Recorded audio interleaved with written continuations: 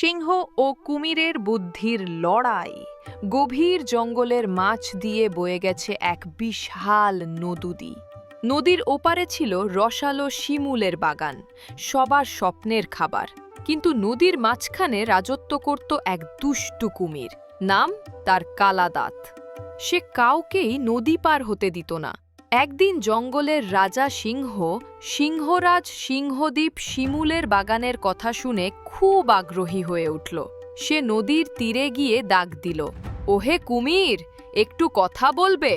কালাদাঁত দুষ্টু হাসি দিয়ে বলল, কথা আছে, শর্তও আছে। যে আমার নদী পার হবে সে আমার নাস্তা।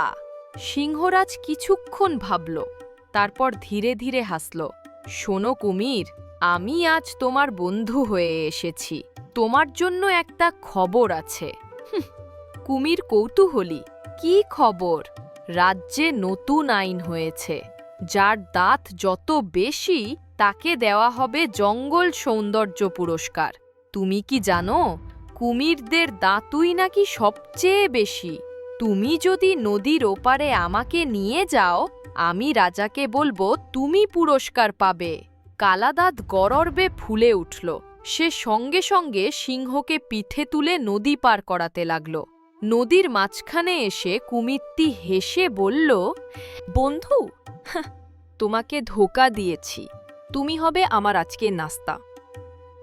সিংহ লাফিয়ে উঠে জোরে চিৎকার করল, তোমাকে ধোঁকা দেওয়ার আমি রাজা।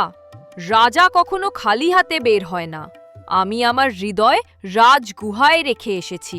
তুমি যদি আমার হৃদয় পেতে চাও, আমাকে আবার নদীর ওই পারে ফিরিয়ে নাও। কালাদাঁত হতভম্ব। হৃদয় রেখে এসেছে, তা ও আবার গুহায়? কুমির মাথা চুলকায়। সে আবার সিংহকে পিঠে তুলে নদীর তীরে ফিরিয়ে আনল। মাটিতে পা ছোঁয়াই সিংহ হাসতে হাসতে বলল, মূর্খ কুমির, তোমাকে কি শেখায়নি? হৃদয় শরীরের ভেতরেই থাকে। এখন বিদায়। বলে সিংহজি বনের ভেতরে দ্রুত পালিয়ে গেল। কুমির দাঁত চিপে রাগে গর্জন করল, একদিন তোকে ধরবেই। তখনই পেছন থেকে একটি কণ্ঠ, ধরতে পারলে ধরো। দেখে সিংহ ওপারের শিমুল বাগানের গাছের ওপর বসে হাসছে।